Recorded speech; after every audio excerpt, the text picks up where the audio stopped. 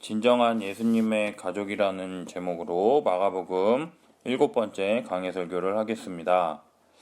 지난주에 예수님과 제자들은 사람들이 많은 곳을 피해 조용하고 한적한 바다로 물러가시는데 갈릴리 지역, 유대와 예루살렘, 또 이두메와 요단강 건너편과 두로와 시돈 근처에서 많은 무리가 그가 하신 큰 일을 듣고 나오는 것을 볼 수 있었습니다.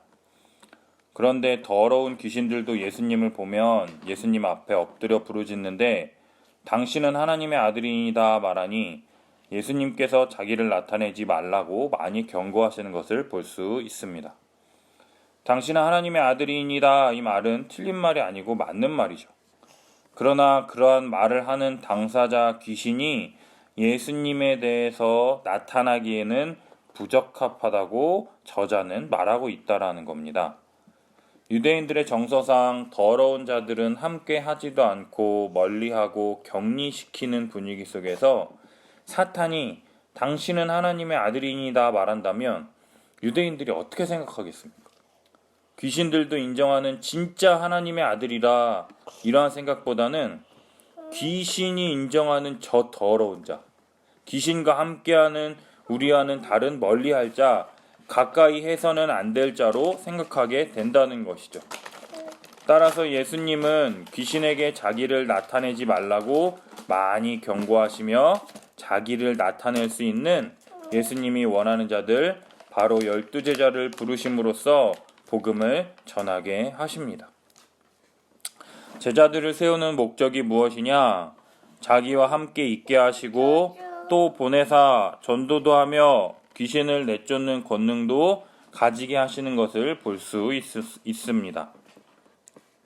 3년간의 합숙훈련을 통해서 예수님과 먹고 마시고 함께함을 통해서 예수님과 동일한 생각과 가치관과 하나님의 나라가 예수 그리스도로 말미암아 우리에게 펼쳐지게 되었다라는 것을 믿고 전할 수 있는 확실한 제자들을 키워내시기 위해서 부르신다라는 것이죠. 그러한 합숙의 조건이 무엇이냐? 예수님께서 부르셨을 때 순종하며 따르는 자들이 바로 예수님의 제자들입니다. 죄와 사망의 권세로부터 구원하시기 위한 예수님의 부르심의 모든 것을 버려두고 믿음으로 순종하며 따르는 자들이 바로 예수님의 제자들이죠. 우리를 구원하시고 하나님 나라의 백성으로서 복과 안식을 주시려고 우리를 부르시는 부르심이라는 것을 알고 믿고 순종하며 따르는 자들, 구원을 얻기 위해서 예수님의 가르침에 관심을 기울이고 그 말씀에 따라 살기 원하는 자들을 부르셨다라는 거죠. 예수님께서 제자들을 부르신 두 번째 목적은 예수 그리스도로 말미암아 펼쳐진 하나님 나라의 사역, 제자들을 보내심으로써 복음을 전하며 귀신을 내쫓는 권능도 가지게 하시기 위함이었습니다.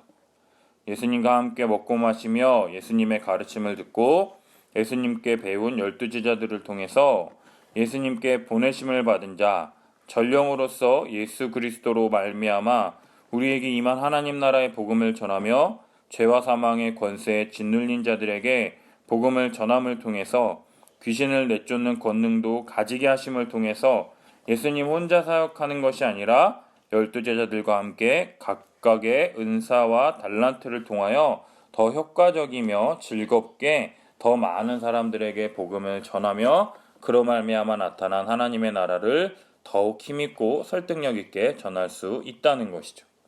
마지막 세 번째 목적은 제자들에게 새로운 정체성을 부여하시기 위함이라는 겁니다.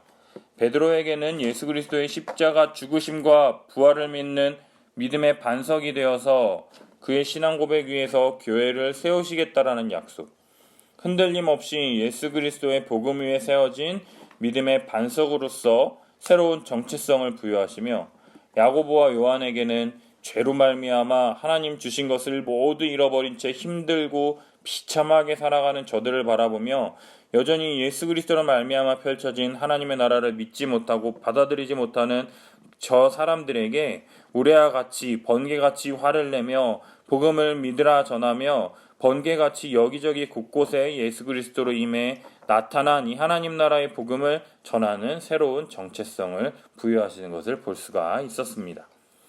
이 대표적인 세 사람 외에도 예수님은 이 12제자를 부르셔서 각 사람에게 예수 그리스도로 말미암아 펼쳐진 하나님 나라의 복음을 알게 하시고 보내셔서 전도도 하고 귀신도 내쫓게 하실 뿐 아니라 예수님의 제자, 예수님께 보냄받은 자라는 사도라고 하는 새로운 정체성을 부여하셔서 예수 그리스도로 말미암아 펼쳐지는 하나님 나라의 큰 일을 계속 진행해 가시는 것을 볼 수 있었습니다.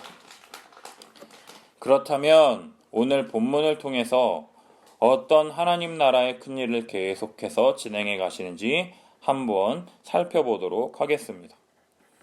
오늘 본문은 세 부류의 사람들이 등장하는 것을 볼 수 있습니다. 첫 번째로 20절을 보면 예수님께서 집에 들어가시니 무리가 다시 모이므로 식사할 겨를도 없는 것을 볼 수 있으며, 두 번째로 21절 예수의 친족들이 등장하며, 세 번째로 22절 예루살렘에서 내려온 서기관들이 등장하는 것을 볼 수 있습니다. 이 세 부류의 사람들은 각각 다른 목적을 가지고 예수님께 나옴과 동시에 어떠한 차이를 가지고 있는지 함께 살펴봤으면 좋겠습니다. 예수님을 찾아온 첫 번째 무리들은 왜 예수님께 나왔습니까? 20절 보면 수많은 사람들이 예수님께 나와서 예수님께서 식사할 겨를도 없는 것을 볼 수 있습니다. 앞선 장들을 살펴보면 예수님께서 죄와 사망의 권세 아래 짓눌려 있는 더러운 귀신 들린 자, 나병 환자, 중풍병자들을 고치셨을 뿐만 아니라 질병의 근본 원인인 죄를 사하는 권세를 가지고 계신 분이심을 나타내셨으며, 안식일의 주인으로서 모든 사람을 구원하시기 위하여 죄인들과 세리들에게 찾아가셔서 교제하시며 손 마른 자를 회복시키시는 하나님 나라의 큰 일을 행하신 결과 이스라엘뿐만 아니라 동서남북 모든 지역에서 예수님을 찾아오는 모습을 볼 수 있었습니다. 그러나 그들의 마음의 중심에는 마가복음 3장 10절에 기록된 것처럼 예수님께서 많은 사람을 고치셨으므로 병으로 고생하는 자들이 예수를 만지고자 하여 몰려 나오는 것을 볼 수 있습니다. 예수님을 만짐을 통해서 자신들 또한 나음을 입을까 하는 목적으로 예수님께 나아오고 있다라는 것이죠. 두 번째, 예수님의 친족들은 왜 예수님께 나왔습니까? 예수님을 붙들러 나온 것을 볼 수가 있습니다. 붙들다라고 하는 단어 크라테오는 범인을 체포하다라는 단어의 뜻을 갖고 있습니다. 왜 예수님을 체포하러 왔을까요? 그 이유는 예수가 미쳤다라는 말을 듣고 예수님을 붙잡으러 왔습니다. 미쳤다라는 말의 뜻이 무엇입니까? 제정신이 아니라는 말이죠. 예수님의 친족들은 예수님께서 종교적 광신주의자로서 끝까지 갈 때까지 갔다고 생각해서 예수님이 로마 당국자들과 바리새인들의 눈밖에 나지 않도록 예수님의 입을 막기 위해서 예수님을 붙잡으러 체포하러 나왔다라는 것이죠. 예수님의 어머니 마리아는 자신의 아들이 특별하다라는 것은 알고 있었지만 예수님의 사역에 대해서는 온전히 이해하지 못했습니다. 따라서 예수님께서 질병을 고치시고 이적을 행하심으로 진정한 메시아가 나타났다라고 하는 소문이 들림과 동시에 예수님을 비난하는 자들의 소문, 안식일에 일을 행했고 병고침을 통해서 바알세부를 힘입어 이러한 일을 일으킨다라고 하는 소문이 들리면 들릴수록 자신의 아들을 이러한 위협으로부터 보호할 필요가 있었기 때문에 예수님께서 이 땅에 오신 목적과는 상관없이 예수님의 안전을 위해서 가족들과 함께 예수님을 체포하러 나왔다라는 것이죠. 그리고 마지막 부류, 예루살렘에서 내려온 서기관들은 왜 예수님께 나왔습니까? 서기관들은 예수님이 하시는 일들이 바알세불이 집혔다 하며 귀신의 왕을 힘입어 귀신을 쫓아낸다 비난하기 위하여 예수님께 나온 것을 볼 수 있습니다. 이 서기관들은 6절에 예수를 죽이기로 모의한 바리새인과 헤롯 당과 관련된 서기관들일 것입니다. 서기관들과 바리새인들은 예수님께서 더러운 귀신 들린 자를 고치신 것과 예수님께서 행하신 큰 일을 보았기 때문에 예수님의 능력에 대해서는 부인을 할 수 없었습니다. 하지만 예수님께서 하나님의 아들로서 하나님 나라를 이 땅 가운데 가져오실 메시아로서 이러한 일을 행하셨다라는 사실을 믿지 않으려 했기 때문에 예수님을 메시아, 구원자로서 받아들일 수 없었기 때문에 예수님께서 이러한 기적을 행하신 원인이 바알세불이 집혔다고 하며 귀신의 왕을 힘입어 귀신을 쫓아낸다고 말하며 왜곡하고 비하하고 있다라는 것이죠. 그러자 예수님께서 그들을 불러다가 비유로 말씀하십니다. 23절, 사탄이 어찌 사탄을 쫓아낼 수 있느냐? 이 질문을 통해서 귀신의 왕을 힘입어 귀신을 쫓아낸다라고 하는 그들의 말이 얼마나 말도 안 되는 질문이신지를 나타내고 계십니다. 사탄의 목적이 무엇입니까? 하나님의 뜻에 순종하는 것을 막고 자신의 뜻을 따르라고 미혹하고 유혹하는 것이죠. 하나님이 원하시는 것이 아니라 네가 하고 싶은 대로 해, 네가 원하는 대로 해, 네 생각대로 해 라고 미혹하고 유혹한다라는 것이죠. 사람들을 잘 유혹하고 있고 미혹하는 일을 잘 감당하고 있는 그 귀신을 내쫓고 나와, 내가 할게, 할 필요가 없다라는 거죠.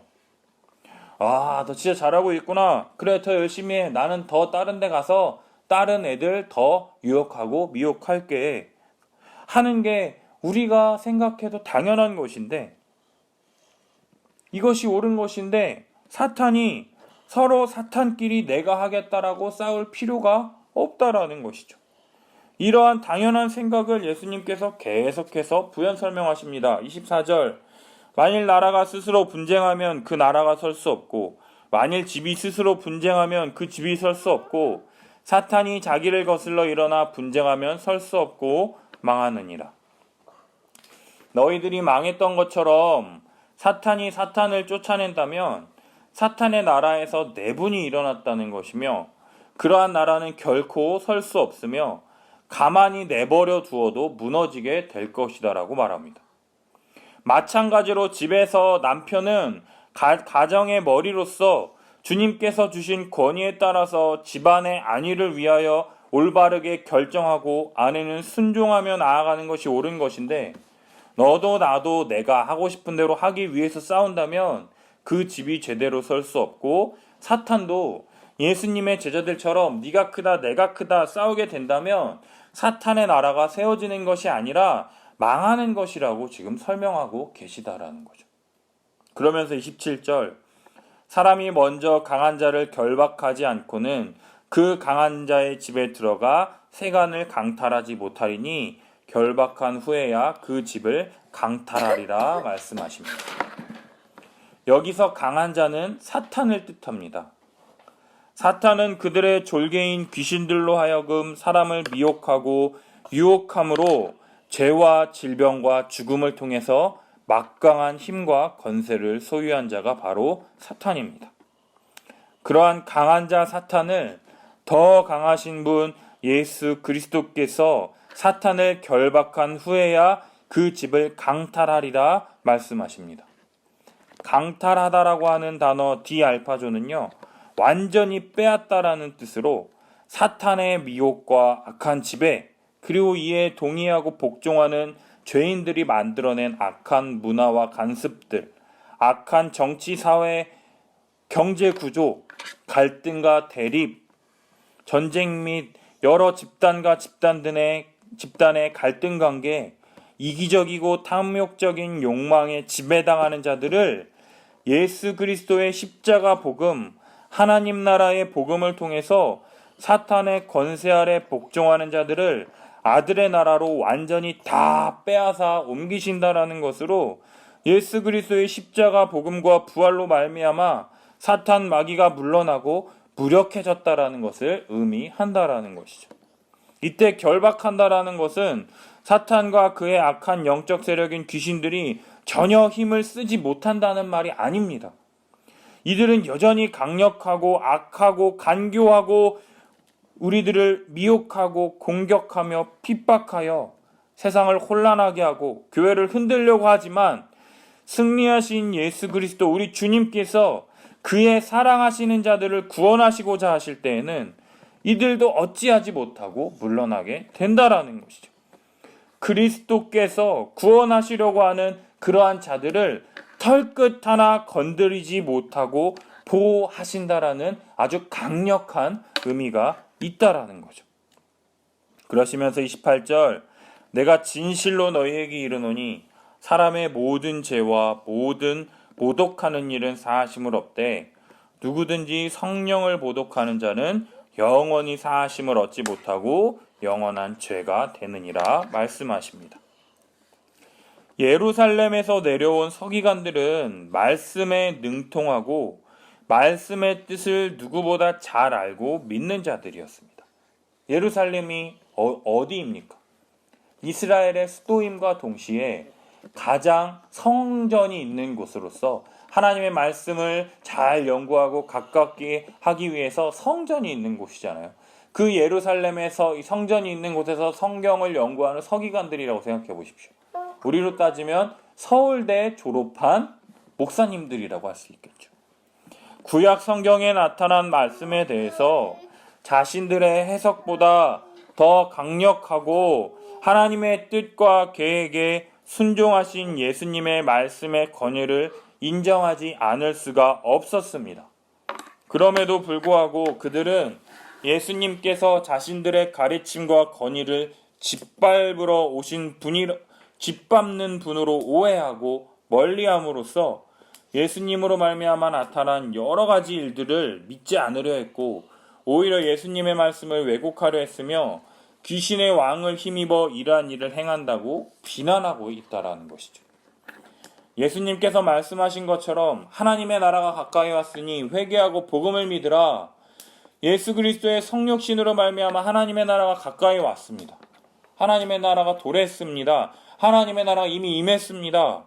하나님의 뜻에 순종하시어 악하고 타락한 세상에서 악한 세력을 십자가 죽으심과 부활로 말미암아 물리치시고 사탄의 노예 상태 가운데 있는 인간과 모든 피조물을 해방시키기 위하여 성령을 따라 인간의 몸을 입고 이 땅에 오신 예수님을 계속해서 의도적으로 부인하는 것, 믿지 않고 받아들이지 않으려고 하는 이러한 죄에 대해서 예수님은 사함받을 수 없는 죄라고 지금 말씀하고 계시다라는 거죠.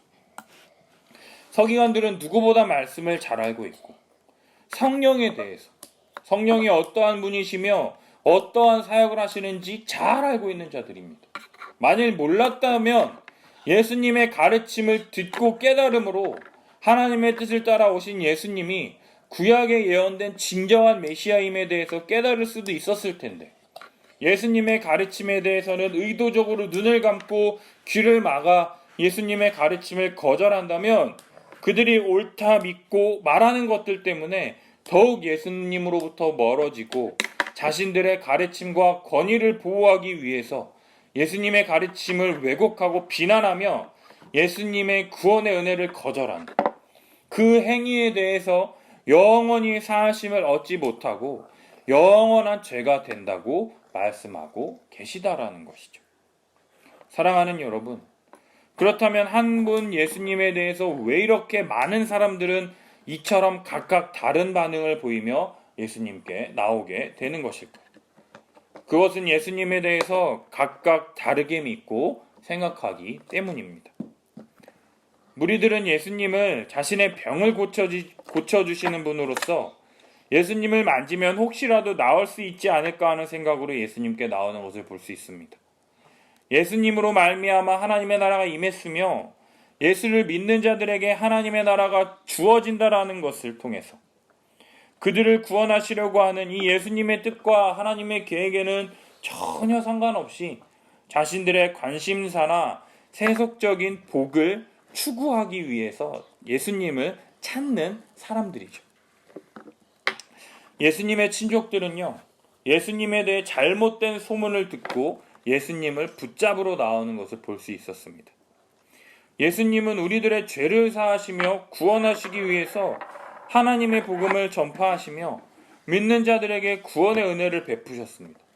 그럼에도 불구하고 예수님의 친족들은 예수님의 가르침이 바리새인들과 서기관들과는 다르긴 하지만 온전한 뜻을 깨닫지 못하고 미쳤다라고 말하는 사람들의 소문을 더 믿고 신뢰함을 통해서 예수님을 붙잡으러 온 것을 알 수가 있죠.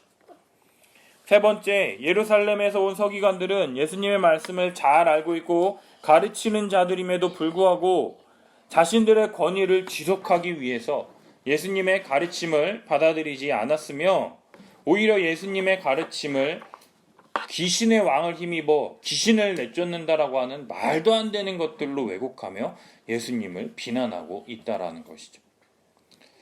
사랑하는 여러분, 우리는 이러한 세 부류에 속한 자들입니까? 아니면 예수님의 십자가 복음으로 말미암아 펼쳐진 하나님 나라 복음에 대해서 온전히 잘 믿고 계십니까? 예수 그리스도로 말미암아 나타난 예수 십자가 복음을 굳게 지키고 헛되이 믿지 않을 때 그로 말미암아 구원에 이를 수 있습니다. 복음을 알고 있다 할지라도 믿음을 잃어버리거나 헛되이 믿을 때 구원에 이르지 못하게 된다라는 것이죠. 무리들처럼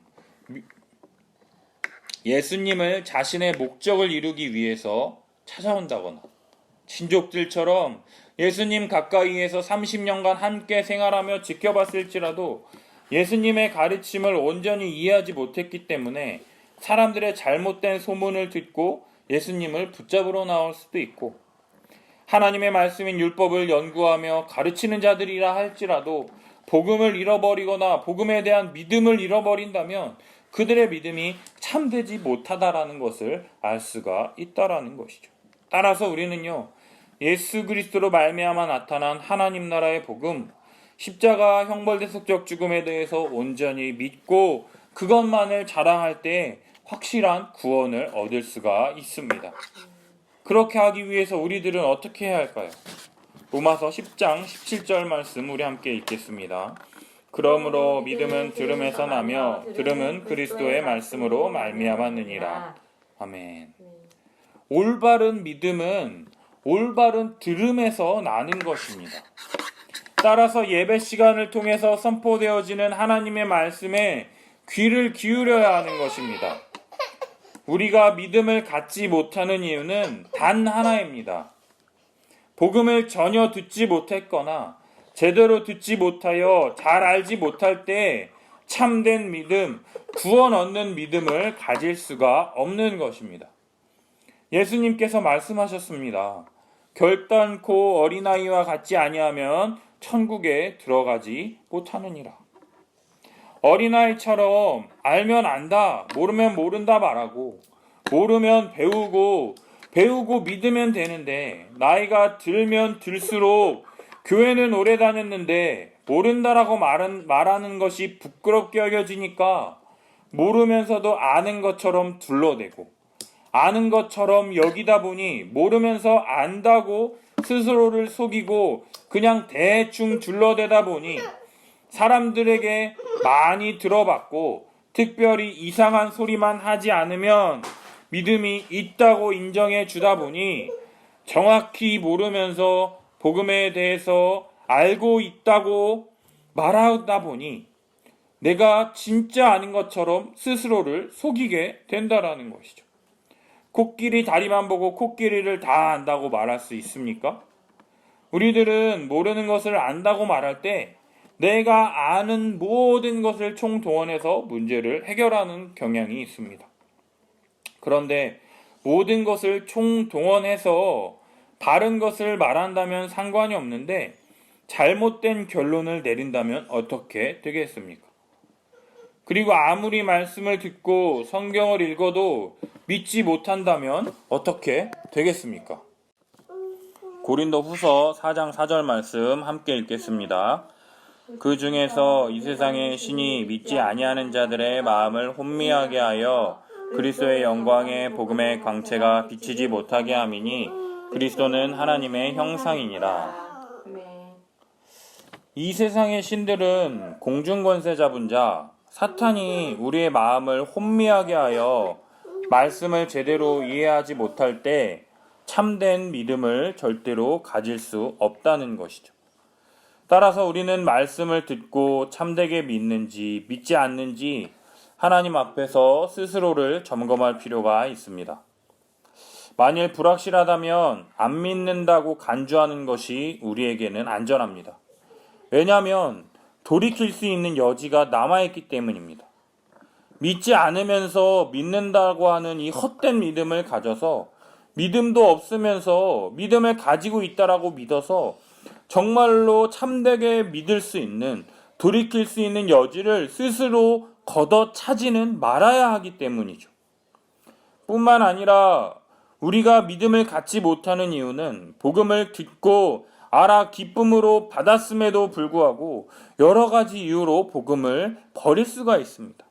다음 주에 우리가 살펴볼 마가복음 4장의 말씀에 나타난 것처럼 여러 가지 환난이나 박해를 견디지 못해서 믿음을 잃어버릴 수도 있고, 세상의 염려와 재물의 유혹에 빠져서 복음에 대한 믿음을 잃어버리기도 하는 것을 볼 수가 있습니다.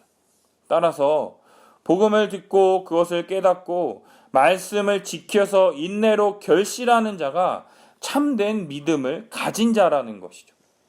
따라서 우리는 정말로 참된 믿음을 가지고 있는지 스스로 하나님 앞에서 점검하고 확증할 필요가 있습니다.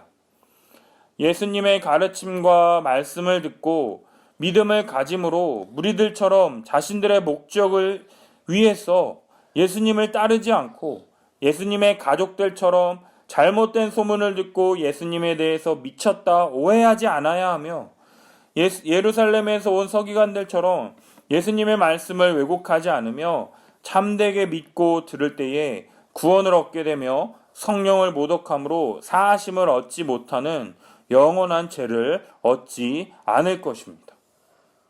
이 말씀을 마치신 후 31절, 그때 예수의 어머니와 동생들이 와서 밖에 서서 사람을 보내어 예수님을 부릅니다. 무리가 예수를 둘러 앉았다가 여짜오되 보소서 당신의 어머니와 동생과 누이들이 밖에서 찾나이다. 그러자 예수님께서 뭐라 대답하시느냐? 33절, 누가 내 어머니며 동생들이냐 하시고 둘러 앉은 자들을 보시며 이르시되 내 어머니와 동생들을 보라. 누구든지 하나님의 뜻대로 행하는 자가 내 형제요 자매요 어머니라 말씀하시는 것을 볼 수 있습니다. 예전에 이 본문을 제대로 알지 못했을 때는 예수님을 참 싸가지 없는 분으로 오해했습니다.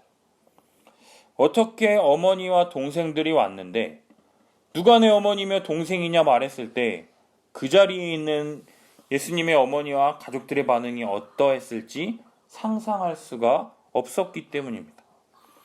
그러나 예수님이 이 땅에 오신 목적, 하나님의 나라가 가까이 왔으니 회개하고 복음을 믿으라.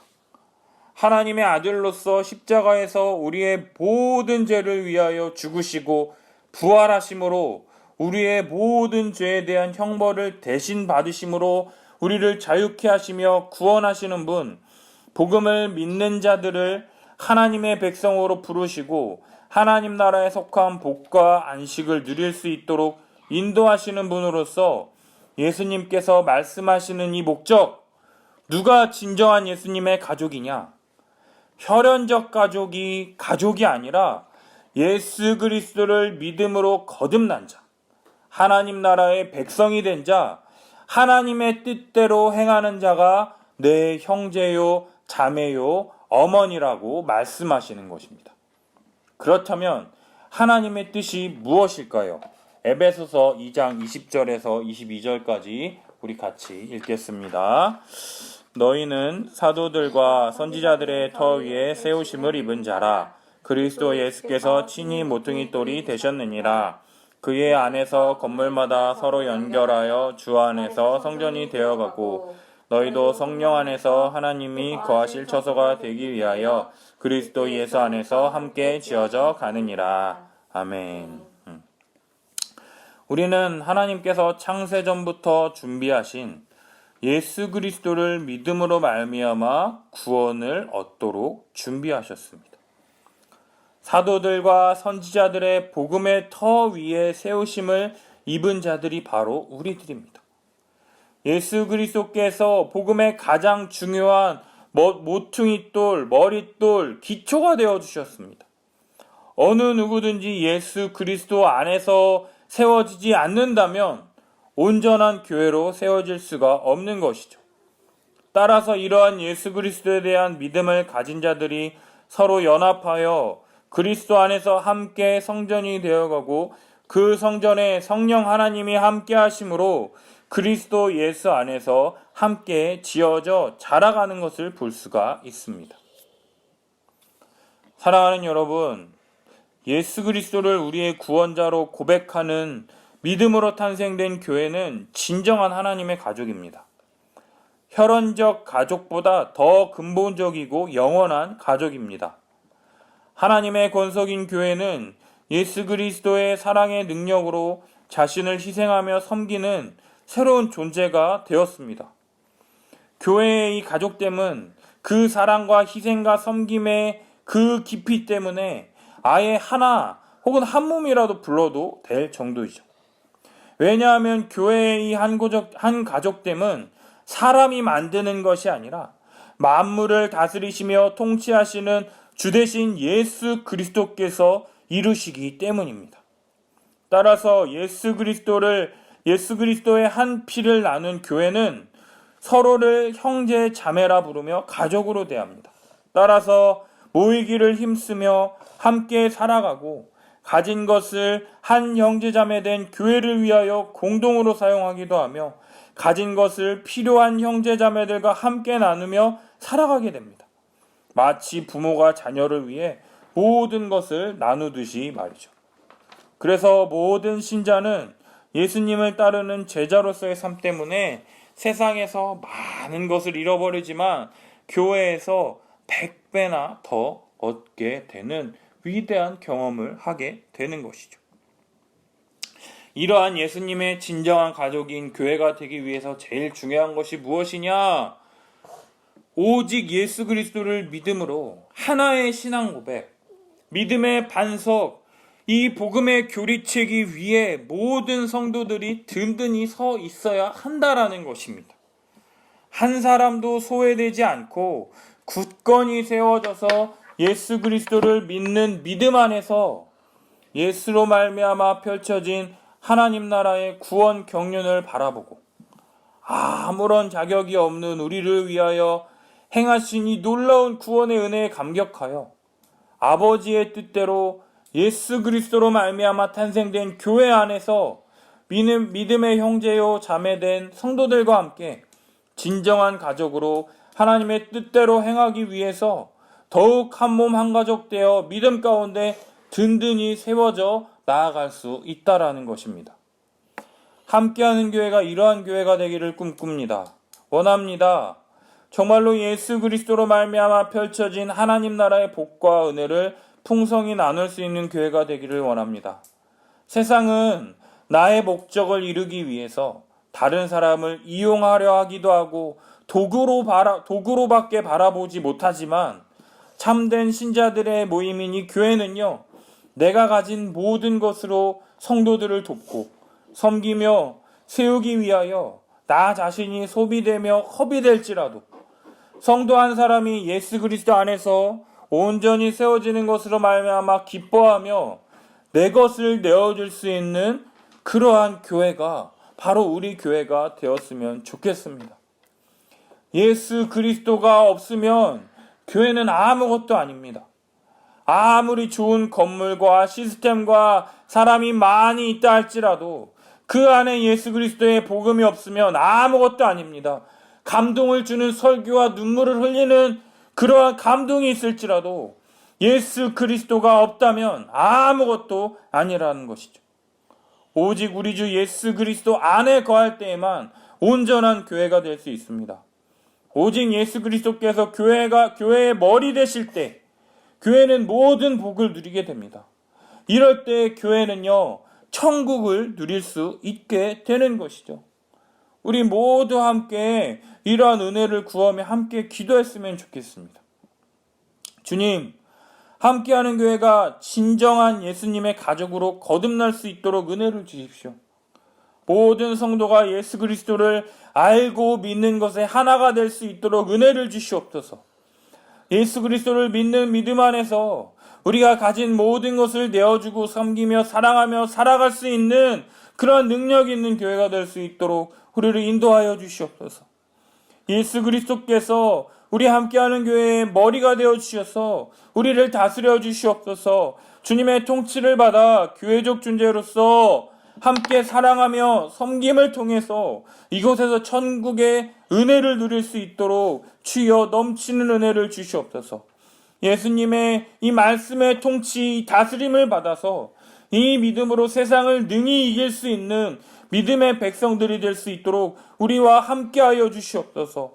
정말로 이러한 삶을 살아갈 수 없었던 죄인된 나와 같은 자가 예수 그리스도를 믿음으로 복음을 알고 믿음으로 이러한 복락을 누릴 수 있게 된 것에 감사하며 정말로 오늘도 그러한 믿음으로 기쁨으로 감사하는 삶을 사는 우리 교회가 될 수 있도록 우리 함께 주님의 은혜를 구하며 함께 기도하며 나아갔으면 좋겠습니다.